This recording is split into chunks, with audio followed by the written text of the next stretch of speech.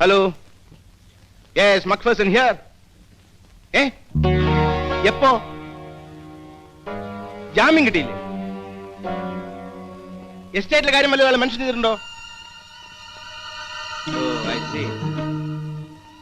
Okay, thank you for the information.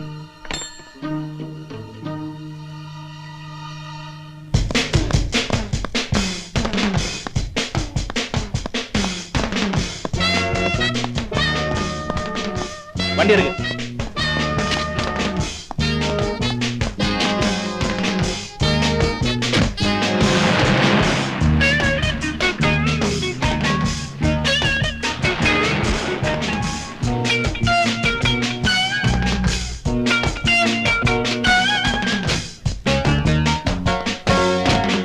പരമോ, പരമോ,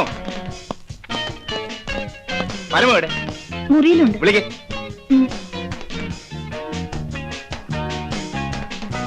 അങ്ങോട്ട് ചെല്ലേ. എന്തോ കുഴപ്പമുണ്ട്.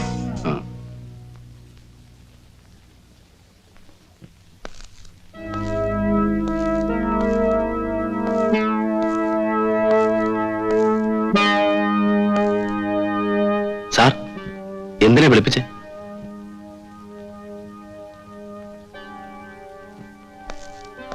എന്താ സാർ? എന്തു പറ്റി സാർ? വരൂ.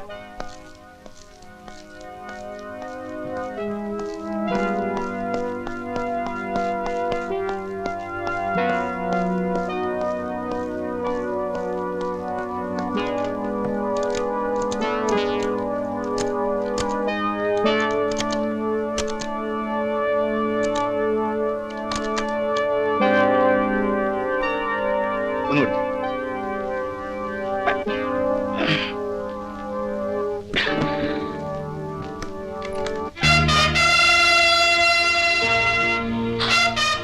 എന്റെ പരദേവതേ,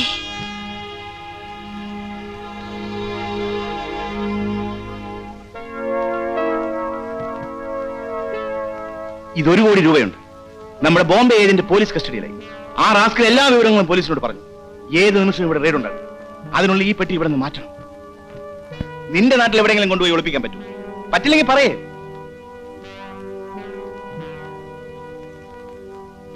വെറും 2 മാസത്തേക്ക് മതി. നിനക്ക് ഞാൻ 10 ലക്ഷം രൂപ പ്രതിഫലം തരും. ഞാൻ ചെയ്യാം സാർ. ശരി, നിന്നെ ഞാൻ വിശ്വസിക്കും. ഉടനെ പുറപ്പെട്ടോളൂ. ഹോണ്ട കൊണ്ടുപോയാൽ മതി. ഏത് റൂട്ടിൽ പോകും? ചുരം കയറി പോകുന്നതായിരിക്കും നല്ലത്. പോലീസ് അവിടെ വരുമെന്ന് തോന്നുന്നില്ല. ഏത് നരകത്തിലൂടെ പോകും? ഈ പെട്ടിയും ജോണിയുടെ കൊടുക്കണോ? ഇത്രയും പണം ഒന്നിച്ച് കാണുമ്പോ അവൻ വല്ല ഏനക്കേടും ചെയ്താലോ? പിന്നെ എന്ത് ചെയ്യും? ഇത് എന്റെ വീട്ടിൽ കൊടുക്കുന്ന നല്ലത്. പെട്ടി തുറക്കരുതെന്ന് അച്ഛനോട് പ്രത്യേകം പറഞ്ഞാൽ മതി. അതാ നല്ലത്.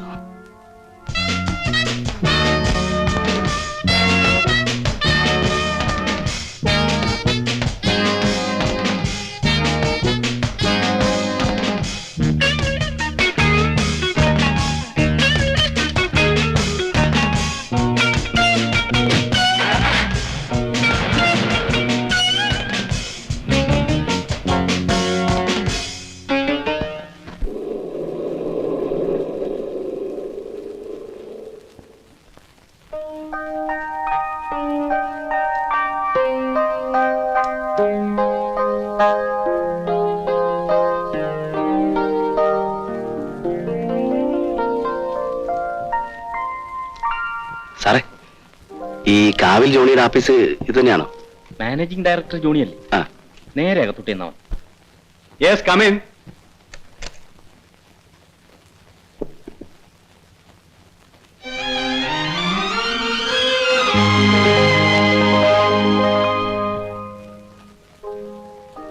നിങ്ങൾ വയ്ക്കും, ഞാൻ വിളിപ്പിക്കാം. Yes sir. എടാ അളിയാ, നീ എവിടെയായിരുന്നു ഇത്രയും കാലം? വാ വാ വാടാ.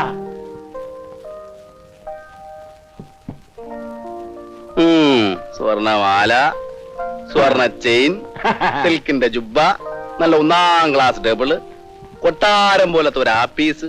നീ ആരാടാ കോടീശ്വര? ഞാൻ പഴയ ജോണിയൊന്നുമല്ല, ജോണി മുതലാളി. ഏത് മുതലാളി ആയാലും ആ പെരുങ്കള്ളന്റെ ലക്ഷണം നിന്റെ മുഖത്തുനിന്ന് പോയിട്ടില്ല. നിന്റെ യോഗം. 3 ഫോളാ ഈ കാണുന്നതൊന്നും എന്റെ മാത്രമാണ് ഇവിടെ നിന്റെയും കൂടിയാണ്. അല്ല നീ എന്താ ഒരു അറിയിപ്പില്ല? ഭൈമിക്ക് എങ്ങനെയുണ്ട്? എന്ത് കുഴപ്പം, അവക്ക് സുഖം. ഫോറിൻ സിഗരറ്റാ? അതൊക്കെ പോട്ടെ. നീ എന്താ ഇപ്പൊ ഇങ്ങോട്ട്? വല്ല കുഴപ്പവും പറ്റിയോ? ആ, ഒരു കുഴപ്പം പിടിച്ച സാധനമായിട്ടാണ് ഞാൻ വന്നിരിക്കുന്നത്. ഇവനെ ഒന്ന് ഒളിപ്പിക്കണം. 2 മാസത്തേക്ക് മതി. 10 ലക്ഷം രൂപ പ്രതിഫലം കിട്ടുന്ന കാര്യമാ.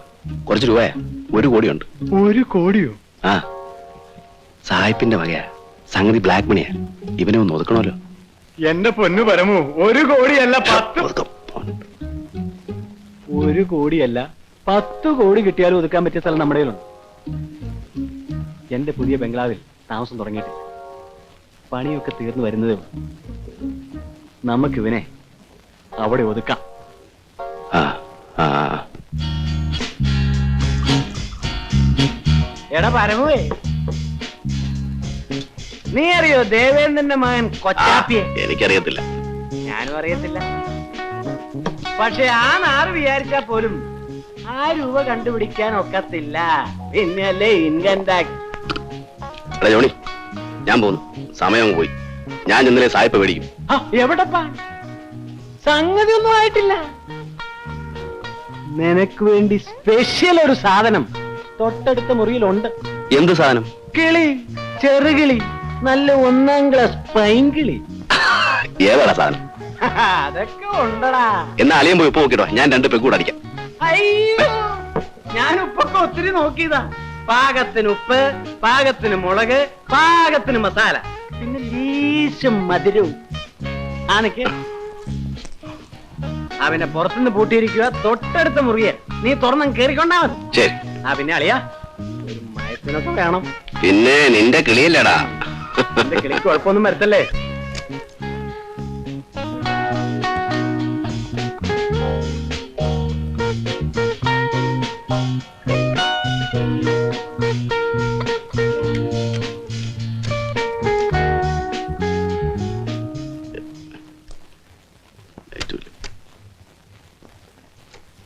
മോളെ, പൊന്നുമോളെ, എന്നാ മിണ്ടുകല്ലേ?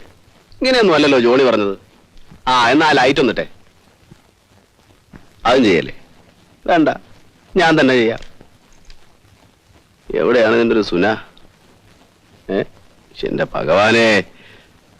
ആ,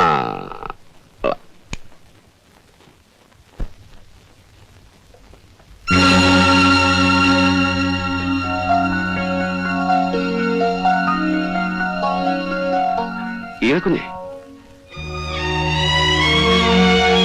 എന്തു പറ്റിയിരിക്കുന്നു? കുഞ്ഞെങ്ങനെ ഇവിടെ വന്നു? അവൻ വല്ല ചതിയും കാണിച്ചോ കുഞ്ഞെ? ആ തെണ്ടിയെ ഞാനൊന്ന് കൊല്ലും.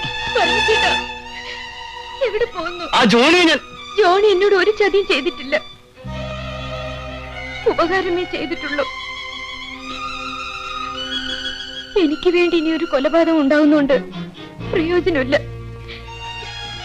പഴയ ഗീത എന്നേ മരിച്ചു.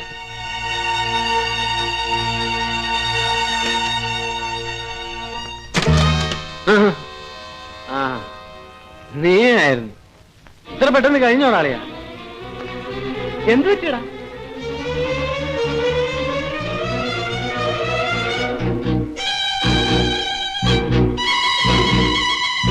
എന്ത് പറ്റിയടാ?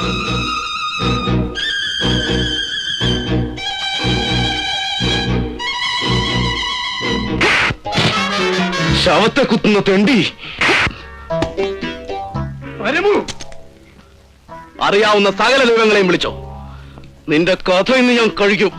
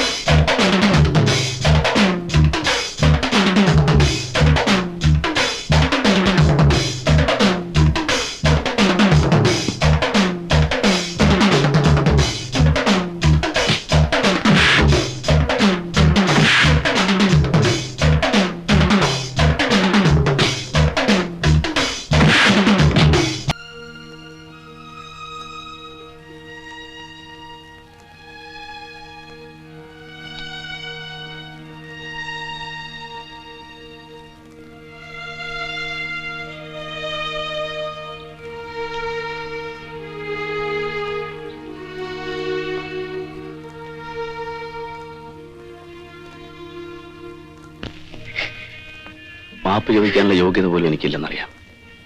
എന്നാലും ഞാൻ ചോദിക്കാം, ഗീതക്കുഞ്ഞ് എന്നോട് ക്ഷമിക്കണം.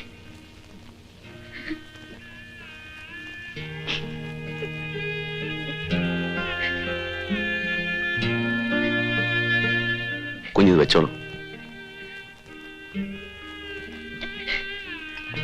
പഴയ പരമു തന്നാ കുഞ്ഞു വാങ്ങുമെന്ന് എനിക്കറിയാം. ഈ കയ്യിൽ നിന്ന് ഞാൻ ഒത്തിരി വാങ്ങിച്ചിട്ടുള്ളല്ലേ. ദാ.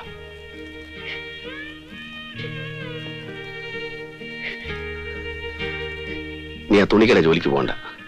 കുറച്ച് പണം അമ്മയ്ക്ക് അയച്ചു കൊടുക്കണം.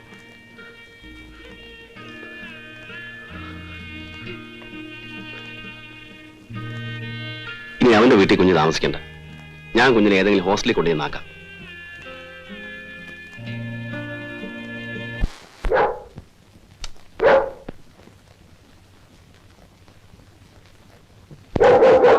₹50,000 ഈ നിസ്സാര കാര്യം ചോദിക്കാനാണോ നീ ഇത്രയേറെ പരിങ്ങിയത്?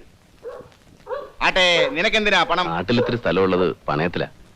പലിശ കൂടി അതിൽ ഏലത്തിൽ പോകാൻ 1 കോടിയും കൊണ്ടല്ലേ നീ പോയത്? അതിൽ നിന്ന് എടുക്കാമായിരുന്നില്ലേ? അത്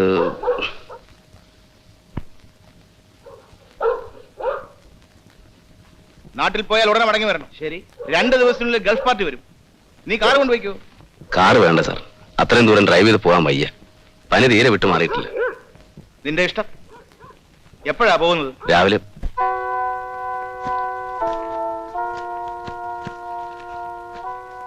എന്തിനാ ഇപ്പൊ നാട്ടിൽ പോകുന്നത്? സ്ഥലം ലേലത്തിൽ പോയെന്നല്ലേ എന്നോട് പറഞ്ഞത്?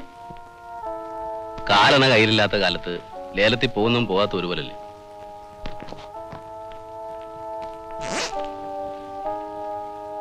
പോയിട്ട് വരട്ടെ.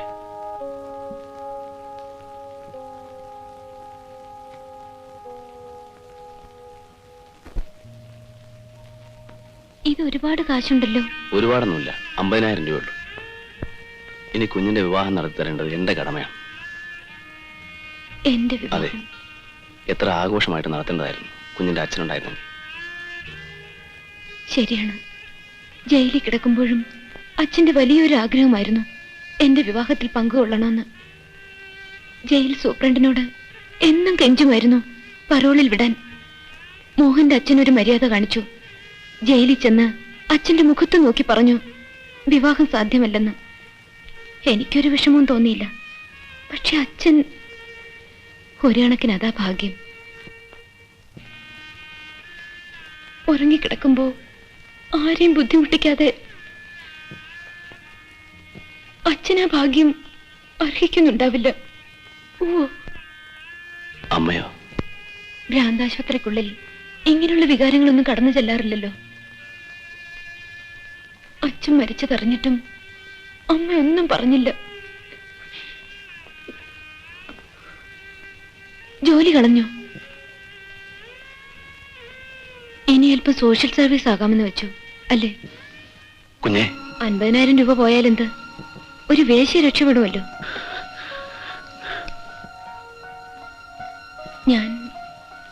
ഞാനൊന്നും മനസ്സിൽ വെച്ച് പറഞ്ഞതല്ല. ഈ പണം കൊണ്ട് ചിലപ്പോ ഒരു ചെറുപ്പക്കാരന് വാങ്ങാൻ കഴിഞ്ഞേക്കും. ഇത്രയും കാശ് കൊടുക്കുന്നതല്ലേ. സെക്കൻഡ് ഹാൻഡ് ആണെന്ന് അറിഞ്ഞാലും വാങ്ങാൻ ആള് കാണും. അതിലും ഭേദമില്ല പരമച്ചേട്ടാ, ജോണി. സമയം ഒരുപാട് വൈകി. ഞാൻ പോട്ടെ. ഇനി എന്നെ കാണാൻ വരരുത്. കുഞ്ഞെ,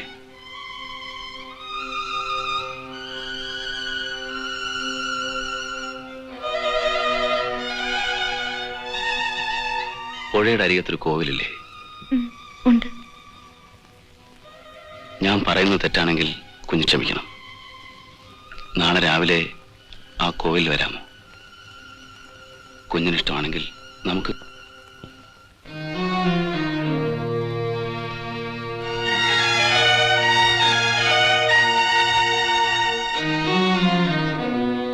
കുഞ്ഞിനിഷ്ടമാണെങ്കിൽ